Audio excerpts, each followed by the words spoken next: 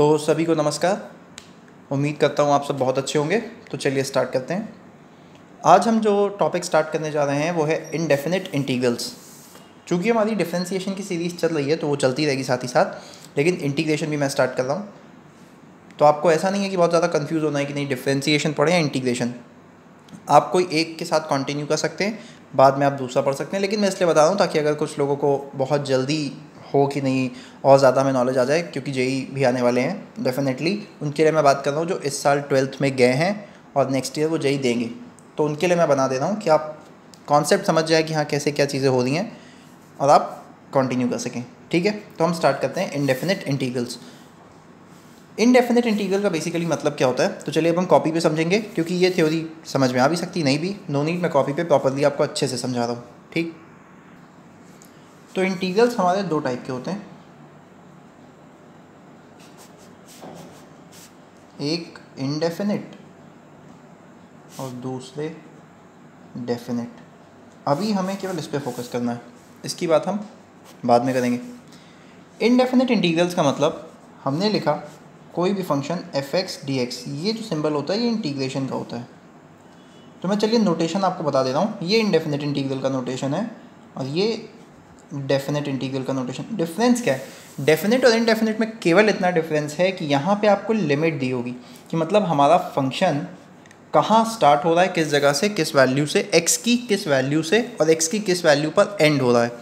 यहाँ पर आपको लिमिट नहीं दी होगी, बस इतना डिफरेंस होता है। ठीक, अब हम बात करेंगे इसकी। अब तक हमने डिफरेंशिएशन पढ़ा कि किसी भी फंक्शन का f(x) equal to suppose x³ दिया है। अब हम आ जाते हैं इनडेफिनिट पर। ठीक, इनडेफिनिट इंटीग्रल्स पर। तो अब तक हमने पढ़ा कि f(x) का x³ दिया है। डिफरेंशिएशन ऑफ f(x) अगर हमें फाइंड करना है तो d/dx x³ करेंगे। मैं इसीलिए x³ लेकर चल रहा हूँ, कई बार बता चुका हूँ। x की पावर n का फॉर्मूला लगता है डिफरेंशिएशन में, तो d/dx ऑफ x की पावर n इंटू एक्स की पावर n-1। तो n यहाँ पे क्या है, 3 है, 3 इंटू एक्स की पावर 2। ठीक, इस फॉर्मूले से। अब अगर सपोज हमें इंटीग्रेशन करना है तो कोई दिक्कत तो है नहीं। अब हमने कहा हम एक फंक्शन लेते हैं x की पावर 4 डिवाइड बाय 4।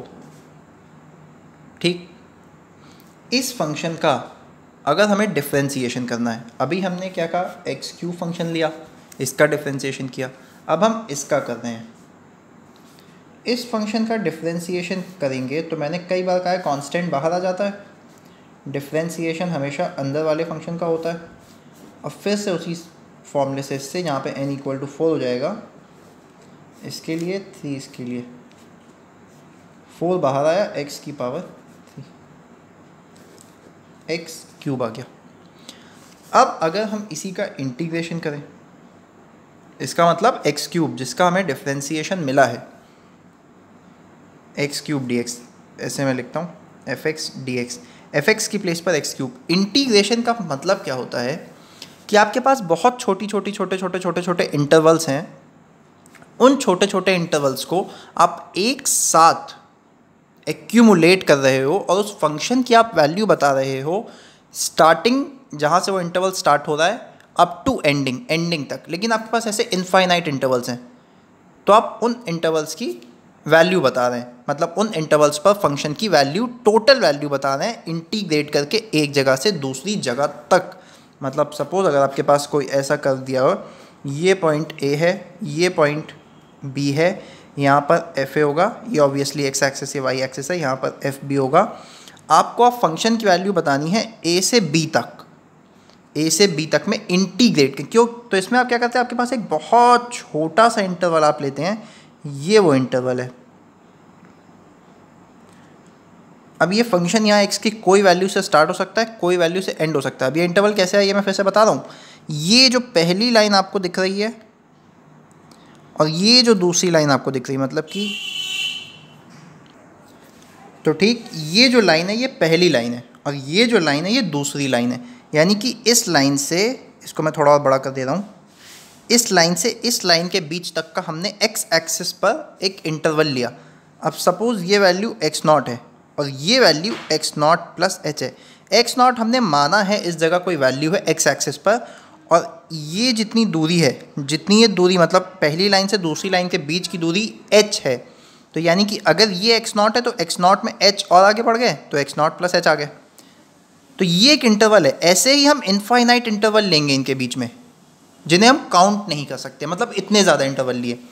उन सारे इंटरवल्स को, अब जितना ये एरिया है, इस एरिया को हम लेंगे। इसी तरह जो अन्य हमने इनफाइनाइट इंटरवल्स यानी रिमेनिंग इनफाइनाइट इंटरवल्स बनाए हैं, उन सबके एरिया को, अब अगला इससे बगल में जोड़ के बनेगा, उसका अगला इसके बगल में बनेगा, उससे अगला इसके बगल में, इन सारे एरियाज़ को जब जोड़ देंगे तो हमें फंक्शन की वैल्यू ए से बी में मिल जाएगी।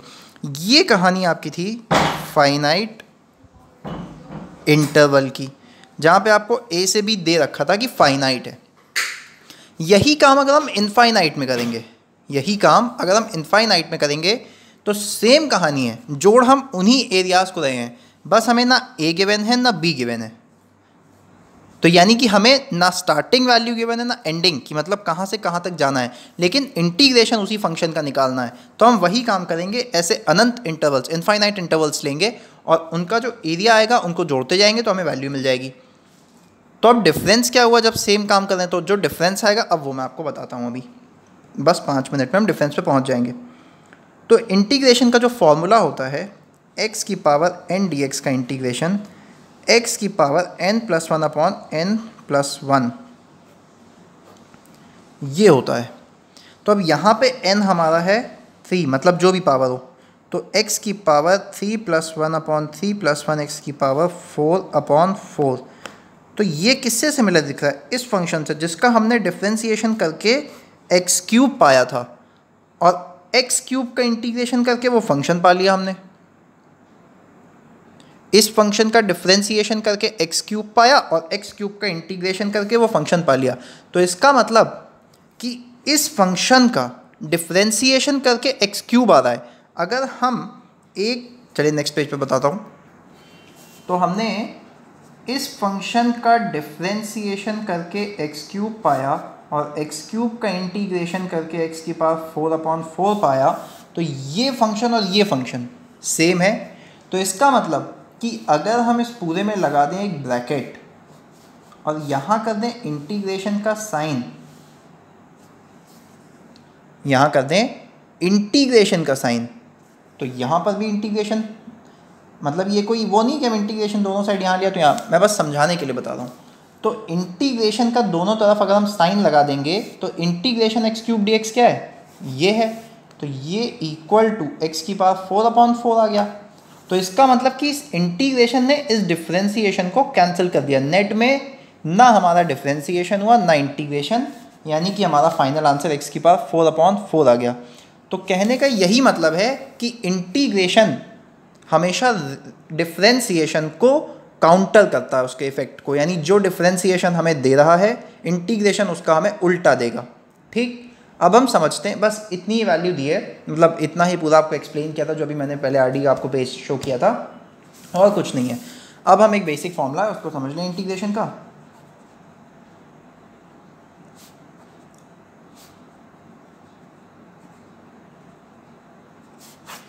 कि कोई भी function phi x d x, या आप एफ एक्स ले सकते हैं, वो आप पर डिपेंड करता है, इसका इंटीग्रेशन जो हम निकालेंगे वो कोई फंक्शन एफ एक्स प्लस सी आएगा।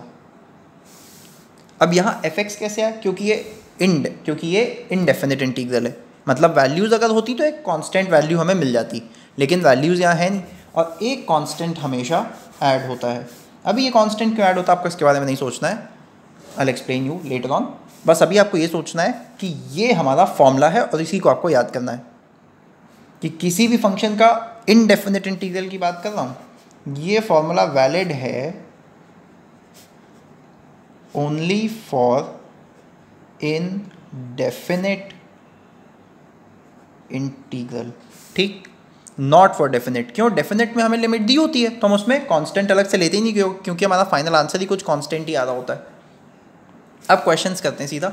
ऑब्वियसली एग्जांपल्स में नहीं सॉल्व करा रहा हूँ, डायरेक्टली हम क्वेश्चंस पर ही आएंगे, मतलब कि एक्सरसाइज के क्वेश्चंस पर। तो चलिए एक्सरसाइज से स्टार्ट करते हैं। अब आप एक नज़र ये सारे फॉर्मूलाज देख लीजिए। क्योंकि हम जो भी अभी नहीं, डेफिनेट इंटीग्रल हो या इनडेफिनेट इंटीग्रल हो, फार्मूलाज यही लगेंगे। ये इस तरफ डिफरेंशिएशन के, ये इस तरफ इंटीग्रेशन के, फार्मूलाज यही लगने हैं। और अगर आगे चल के कुछ नए फार्मूलाज आएंगे तो वो आपको पता चलते जाएंगे, जैसे जैसे हम अलग अलग जैसे रूल्स अलग अलग पढ़ते जाएंगे वैसे वैसे आपको फार्मूलाज पता चलते जाएंगे। तो अगर आप चाहें तो इसका स्क्रीनशॉट ले सकते हैं। वैसे डेफिनेटली आपके पास NCERT RD जो भी होगी ये फार्मूलाज सब में दिए हुए हैं, ठीक। तो अब हम क्वेश्चन से ही स्टार्ट करते हैं। तो ये है एक्सरसाइज 19.1, यानी कि हमारे इनडेफिनेट इंटीग्रल की पहली एक्सरसाइज, और उसका पहला क्वेश्चन x की पावर 4 का इंटीग्रेशन। तो मैंने जैसे अभी x क्यूब का इंटीग्रेशन बताया उस फॉर्मूले को यूज़ करके x की power n+1/n+1, similar process follow करेंगे इसके इंटीग्रेशन के लिए। और डेफिनेटली डिफरेंशिएशन इंटीग्रेशन के कंपैरिजन में आसान है काफ़ी ज़्यादा, लेकिन इंटीग्रेशन भी समझ आने पर बहुत आसान बन जाता है और समझ आ जाएगा, क्योंकि मैं समझाने के लिए तो हूँ, ठीक। तो x की पावर 4 को अब स्टार्टिंग में हम ऑलमोस्ट सारे ही क्वेश्चंस कर लेंगे, टोटल 6 ही हैं, ताकि आपको अभी समझ में आए, बेसिक्स आपके स्ट्रॉन्ग होते जाएं। लेटर ऑन जब हमें लगेगा कि बेसिक्स स्ट्रॉन्ग हो चुके हैं तो जो क्वेश्चंस छोड़ने के लिए होंगे उन्हें हम छोड़ भी देंगे। तो यानी कि x की पावर 4 का इंटीग्रेशन हमें करना है। तो चलो इस क्वेश्चन को सॉल्व करते हैं। Question number first, part first. अब fx हमें x की पावर 4 दिया है, हमें क्या फाइंड करना है? इंटीग्रेट करना है। और एक चीज़ आपने देखी हो, नहीं तो मैं दिखा दूं,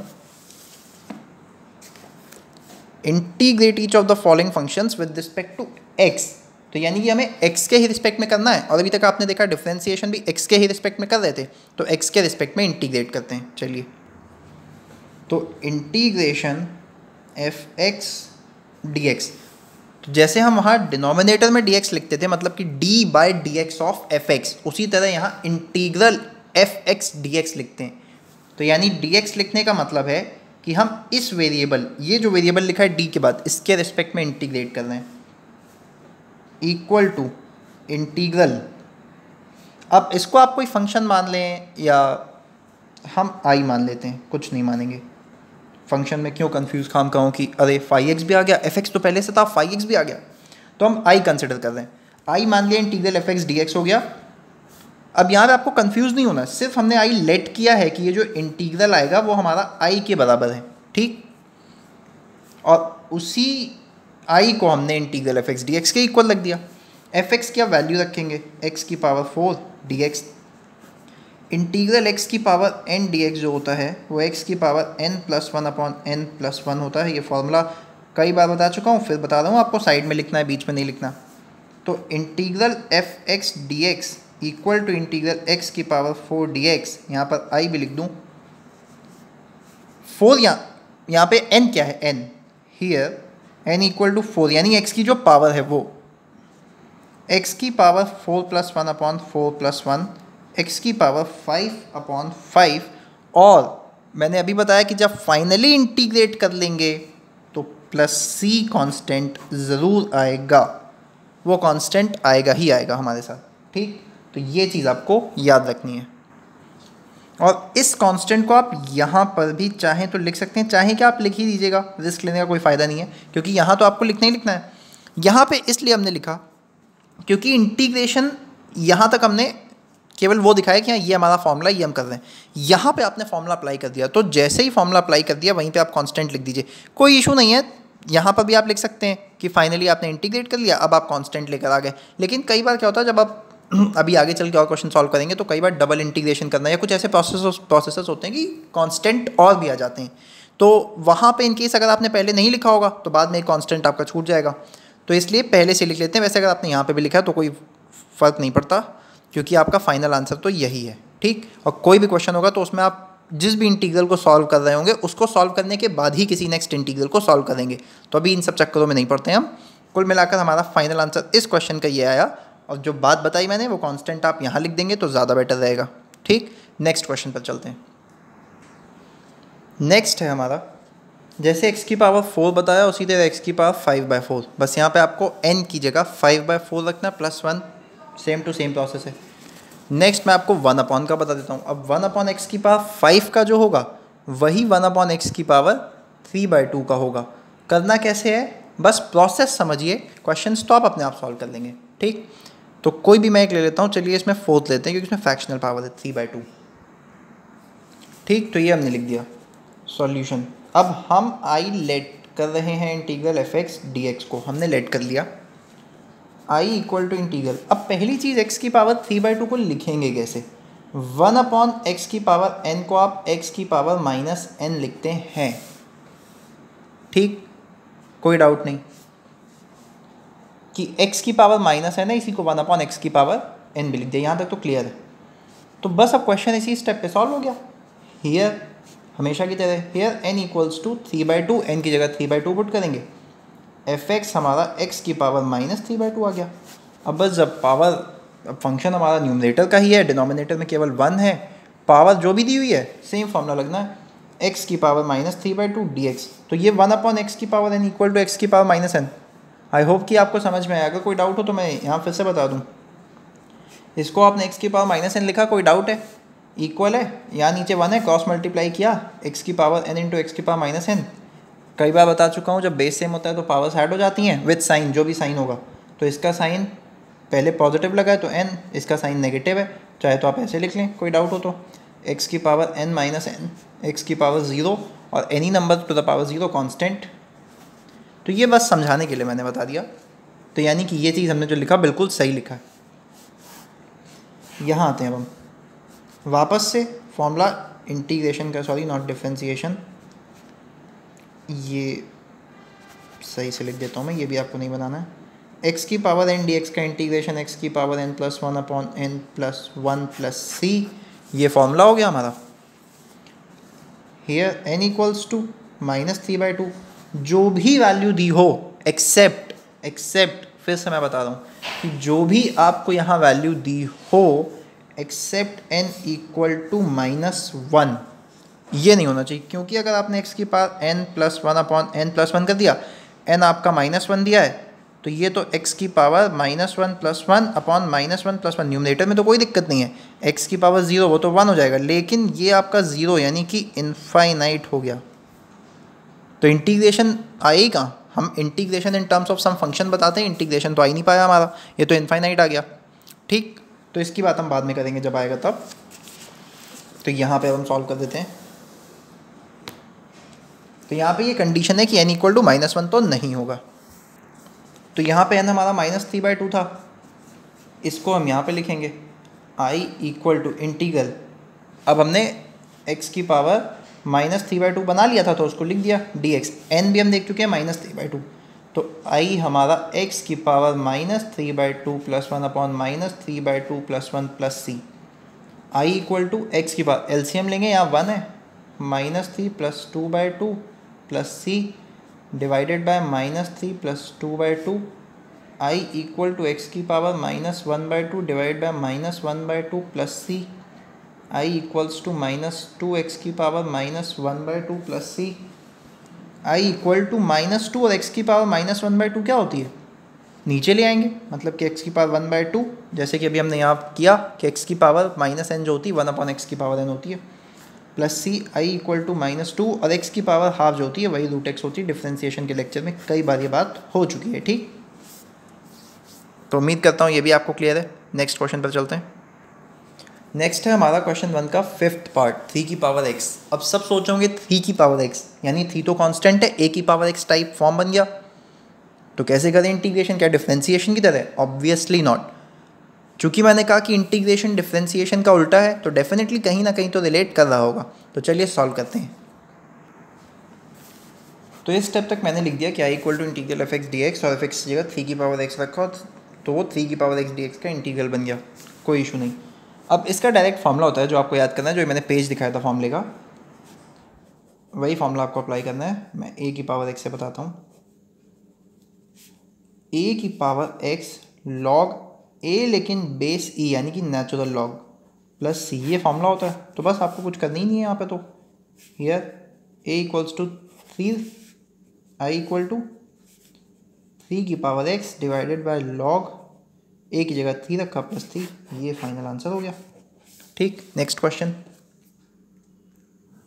अब ये जो 6th पार्ट है बहुत सिंपल है, ऑलरेडी ये सिंपली x का ही आपको फंक्शन है। अब ये आप ध्यान से थोड़ा देखिएगा, शायद डाउट हो सकता है कि ये जो 3 लिखा है ये डिनोमिनेटर में 3 × √x² नहीं है। ठीक, क्योंकि रूट एक्स स्क्वायर होता है x, root of x square simply x होता है, वैसे मॉड एक्स होता है, बट इस स्टेज पर अभी मैं केवल एक्स कह रहा हूँ। तो इसका मतलब कि 3 इंटू एक्स अगर उसे लिखना होता तो वो डायरेक्टली लिखता, और ये 3 छोटा लिखा है। नॉर्मली अगर आप कहीं 3 देखेंगे, जैसे ये 3 था, ये 3 काफ़ी बड़ा लिखा हुआ था, मतलब बोल्ड था, और ये 3 ना हाईलाइटेड है ना बोल्ड है, कुछ नहीं है। तो इसका मतलब कि ये जो लिखा है ये इस रूट का 3 है, मतलब कि क्यूब रूट। जैसे अगर मैं ये लिख दूं,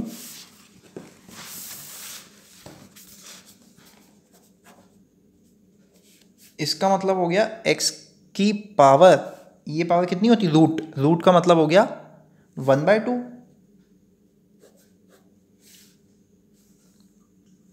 ओह सॉरी, 1/2 नहीं, क्यूब रूट का ना मैंने। तो अगर 3 छोटा लिखा है ऐसे, सिंबल आपको रूट का लगेगा, आपको लगेगा कि 1/2 होगा, लेकिन ये होता है x की पावर 1/3। ठीक, उसी तरह अगर यहाँ 4 लिखा हो, छोटा ही सा लिखा होगा, बहुत बड़ा नहीं, तो ये x की पावर 1/4। तो यहाँ पे कंफ्यूज नहीं होना। तो हम जिस क्वेश्चन पे थे वो देखते हैं। तो ये लिखा हुआ है 3 बाहर, तो यानी कि ये, और अंदर है एक्स स्क्वायर, तो अंदर जो भी चीज़ दी हो, ये तो डिफ्रेंसिएशन में अब तक लेक्चर्स में समझते आई ना हम, कि अंदर वाले फंक्शन को x ही मानना है हमें पूरा। अगर कभी भी समझना है तो अंदर जो भी फंक्शन है x मान लो, अगर उसे बाहर वाले फंक्शन से रिलेट करना है तो पूरे एक्स स्क्वायर को x माना, तो ये रूट और बाहर छोटा सा 3 लिखा है, तो इसका मतलब ये अंदर वाले फंक्शन की पावर 1/3 है, जैसे मैं समझाता हूँ। तो आप देख लीजिए, फिर हम सीधा कॉपी पे सॉल्व करेंगे इसको। तो 1/x स्क्वायर की होल पावर 1/3, यानी cube root of x square है ये। तो यानी कि अगर fx और बाहर 3 दिया हो तो ये fx की पावर 1/3 होता है। ठीक, तो उसी तरह हमारा जो क्वेश्चन था, क्वेश्चन नंबर फर्स्ट का 6 पार्ट करना ऑब्वियसली आपको है, मैं केवल समझा रहा हूँ। 1/√x स्क्वायर और ये 3, तो ये 1/x स्क्वायर की पावर 1/3। क्यों, हमेशा fx की पावर 1/3 होता है, और डिनोमिनेटर में fx है हमारा, ये जो x स्क्वायर है, यानी कि पूरा x स्क्वायर की पावर 1/3 डिनोमिनेटर में, लेकिन उन्होंने लिखा है इस तरीके से। तो इस रूट के अंदर, यानी क्यूब रूट के अंदर x स्क्वायर दिया है, तो x स्क्वायर जो भी fx है उसकी पावर 1/3, क्योंकि 3 लिखा था। अब पावर की पावर हमेशा मल्टीप्लाई होती है, तो x की पावर 2/3, क्यों, क्योंकि 2 इंटू 1/3 2/3। इसी को x की पावर -2/3 भी लिख देंगे, क्योंकि मैंने अभी आपको बताया 1/x की power n equal to x की पावर -n। या इसी को आप इस तरीके से भी लिख सकते हैं, x की power n equal to 1/x की पावर -n। ऑब्लिक कर दे रहा हूँ, सेम है दोनों, कोई इशू नहीं है। तो इसका इंटीग्रेशन आप फॉर्मलेस करेंगे, करना आपको है, मैं केवल आंसर बता रहा हूँ। x की पावर जब आप लिखेंगे तो -2/3 + 1 ऊपर, यानी x की पावर में, और डिनोमिनेटर में -2/3 + 1, तो ये फाइनली आपका आएगा 3 की पावर 3 इंटू एक्स की पावर 1/3 + c। ये आंसर है, ऑब्वियसली करना आपको फॉर्मूला लगा कर ही है, इसमें कोई बड़ी चीज़ नहीं है। नेक्स्ट क्वेश्चन पर आते हैं। तो नेक्स्ट है हमारा 7th, जो शायद बड़ा कठिन सा लग रहा हो कि ये क्या लिख दिया, 3 की पावर 2 log 3x, जिसमें ये 3 बेस में लिखा हुआ है, कैसे सॉल्व करेंगे। तो चलिए सॉल्व करते हैं, बहुत सिंपल है। तो ये मैंने जो गिवन वैल्यू थी या जो गिवन फंक्शन था वो लिख दिया है। ठीक, अब थोड़ी यहाँ पे हम लॉग की प्रॉपर्टी समझ लेते हैं पहले। लॉग a की पावर x होता है, properties of log, log a की पावर x log a होता है। ठीक, मतलब कि आपको ये x बाहर आ जाता है जो भी पावर में होता है, और यहाँ पर x log a हो जाता है। log a यानी बेस में भी है, यहाँ पर भी है, ये हमेशा 1 होता है। ये प्रॉपर्टी है जो आपको याद करनी है, x भी हो सकता है, ज़रूरी नहीं है a हो। ये a मतलब कि कांस्टेंट नहीं है, कुछ भी हो सकता है, x ये भी 1 ही होगा, कि मतलब जब वैल्यू भी वही हो और बेस भी वही हो। ठीक, और a की पावर log बेस में b, और यहाँ पे c, यानी कि वैल्यू इसकी c, यही चीज़ आपकी c log बेस में अभी भी b ही रहेगा, a हो जाता है। तो ये 3 प्रॉपर्टीज़ हैं जो मैंने आपको बताया, जो मैंने आपको लॉग की बताई, इन्हीं का कुछ यूज़ होना है इसमें। देखते हैं कैसे यूज़ होना है। 3 की पावर 2 log 3x है, तो जब भी आपको कभी भी पावर में लॉग वगैरह दिखे तो पहले देखना क्या लॉग कहीं किसी तरीके से सॉल्व हो पा रहा है क्या, या नहीं सॉल्व हो पा रहा है। तो पहली चीज़ तो आपको यही चेक करनी है। तो सबसे पहले तो हम पावर को ही देख लें। 2 log 3x जो हमारा है, इसको हम क्या करेंगे, मैंने अभी ये जो प्रॉपर्टी बताई एक्स लॉग ए जो होता है, यहाँ बेस कुछ भी हो सकता है, एनी बेस, ठीक। इसको हम लॉग बेस 3 एक्स स्क्वायर लिख देंगे। क्यों? क्योंकि ये जो एक्स होता है यहाँ पे, मतलब अब आप एक्स से कंफ्यूज मत होइएगा, मैं इसको बी कर दूँ ताकि इन केस कोई कंफ्यूज हो जाएगा तो वो सिचुएशन नहीं आनी चाहिए। तो बी कर दिया, तो यहाँ बी की जगह 2 है, ए की जगह एक्स था, एक्स स्क्वायर हो गया, ठीक। अब इस वैल्यू को वापस से यहाँ रख देंगे, और ये हमारा है क्या, ये तो एफ एक्स ही था, लॉग 3x स्क्वायर। तो इसमें तो किसी तरीके की कोई दिक्कत हुई ही नहीं हमें, बहुत सिंपल सा था ये तो। अब एक प्रॉपर्टी शायद मैं बताना भूल गया क्या, हाँ एक और थी, यूज़ हम दूसरी का भी कर सकते हैं जो बता रखी है उन 3 में से भी, लेकिन आप ये जान लीजिए बहुत अच्छी प्रॉपर्टी है, इसका यूज़ होगा और हम करेंगे भी, कि जब यहाँ a की पावर log AC यानी कि यहाँ पर log का बेस और ये वैल्यू सेम हुई अगर किसी भी तरीके से इन द सेंस कि आपको गिवन नहीं होगा सेम है कि नहीं, तो a की पावर log AC अगर ये दोनों सेम हुए तो ये हमारा c आ जाता है। अब इसी प्रॉपर्टी का हम यूज़ करेंगे, ये जो 3 है और यहाँ log का बेस सेम दिख रहा है a और a, तो c आ जाता है। तो यहाँ पे c की जगह ये एक्स स्क्वायर है, एक्स स्क्वायर आ गया, यानी कि आप देखिए कितना सिंपल सा फंक्शन बन गया हमारा एक्स स्क्वायर, जिसका इंटीग्रेशन क्या होगा, integration f x d x integration x square d x, x की power 2 + 1 upon 2 + 1 + c equals to x cube by 3 + c। इतना सिंपल सा इंटीग्रेशन था इसका, तो ये तो बहुत सिंपल सा क्वेश्चन था, ठीक। तो ये तो हो गया। अब इसको मैं एक और तरीके से बता देता हूँ, जो ये प्रॉपर्टी हमने पढ़ी, यहाँ पर हमने किस प्रॉपर्टी का यूज़ किया, a की power log a f x equals to f x, इस प्रॉपर्टी का यूज़ किया। अब जो ये प्रॉपर्टी पड़ी थी इसका यूज़ करके कैसे करते, इस स्टेप तक तो आपको करना ही पड़ता, क्योंकि ऐसा नहीं है कि यहाँ पे आप कई सारे टर्म्स रख सकते हैं, एक टर्म होगा तभी आपने देखा ना कि log के साथ ही, मतलब log के साथ कुछ है नहीं, 1 ही है उसका कोएफिशिएंट, तो एक ही टर्म है ओवरऑल यहाँ पे। तो इस तरीके से अगर हम करते तो एफ एक्स हमारा 3 log 3x स्क्वायर तो आ गया था। अब ये प्रॉपर्टी में a b c और c b है, यानी c a की जगह पे, a c की जगह पे, यहाँ पे a क्या है 3, b क्या है 3 और c क्या है x स्क्वायर, तो यानी कि इसको c x स्क्वायर, अभी ब्रैकेट लगा रहा हूँ ताकि समझ में आए, log b अपनी जगह रहेगा, a यहाँ पहुँच जाएगा 3। अब ये जो है log 3 ये जो प्रॉपर्टी मैंने बताई है, log a बेस में हो और a वैल्यू में हो तो 1 हो जाता है, तो ये एक्स स्क्वायर हो गया क्योंकि ये चीज़ 1 हो गई, तो ये एक्स स्क्वायर। वापस से आपको integral x square d x ही करना था, तो एक्स की पावर n+1 अपॉन n+1 के फॉर्मूले से एक्स की power 2 + 1 upon 2 + 1 equal to x cube by 3 + c, यहाँ पर भी +c, ठीक। तो ये तो सिंपल सा था, हो गया क्वेश्चन, कोई दिक्कत वाली बात नहीं है। अब ये भी बहुत सिंपल है, मैंने अभी बताया ना कि बेस और वैल्यू अगर सेम हो तो वो चीज़ 1 ही होगी, मतलब कोई 1 होने से रोक ही नहीं सकता उस चीज़ को। तो यानी कि बेस भी x है, यहाँ पर भी x है, तो ये पूरी वैल्यू हो गई 1, log है और बेस भी x है, वैल्यू भी x है, तो यानी ये हो गई पूरी 1। तो 1 का इंटीग्रेशन देख लेते हैं फटाफट कि तो ये हमें गिवन था log x, ये हमारा एफ एक्स था, 8th पार्ट सही से, log x, तो हमने कहा बेस भी वही हो वैल्यू भी सेम हो, तो ये चीज़ हमेशा 1 होती है। अब हमें 1 का इंटीग्रल करना है, तो 1 का इंटीग्रल होगा क्या, 1 को जस्ट फॉर योर कन्वीनियंस समझाने के लिए x की पावर 0 dx लिख दिया। x क्यों लिया, क्योंकि x के रिस्पेक्ट में इंटीग्रेशन कर रहे हैं। अब पावर 0 है तो यानी 0 + 1 upon 0 + 1 dx equal to x, sorry dx कहाँ से, जब इंटीग्रल कर दिया तो +c x + c, यही फाइनल आंसर है। ये फॉर योर कन्वीनियंस, अगर यहाँ 1 की जगह 2 होता तो क्या करते, तो यहाँ पे हमारा 2x + c आ जाता। क्यों, कुल मिलाकर यहाँ पे उस बार आपका फिर जब आप केवल कोई कांस्टेंट आता है तो आपका dx का इंटीग्रल हो जाता है, जो कि सिंपली x होता है, और जो कांस्टेंट होता है उसको मल्टीप्लाई, मतलब कि जो यहाँ पे कांस्टेंट होता है, ये c वाले कांस्टेंट की बात नहीं करता मैं, जो यहाँ पे कांस्टेंट होता है dx का इंटीग्रेशन x, उस कांस्टेंट का यहाँ वाले कांस्टेंट का मल्टीप्लाई, प्लस जो यहाँ का कांस्टेंट है वो तो आएगा ही आएगा cx, ये इंटीग्रल 2x dx का। ठीक है, तो ये भी बहुत सिंपल सा था, नो इश्यूज़।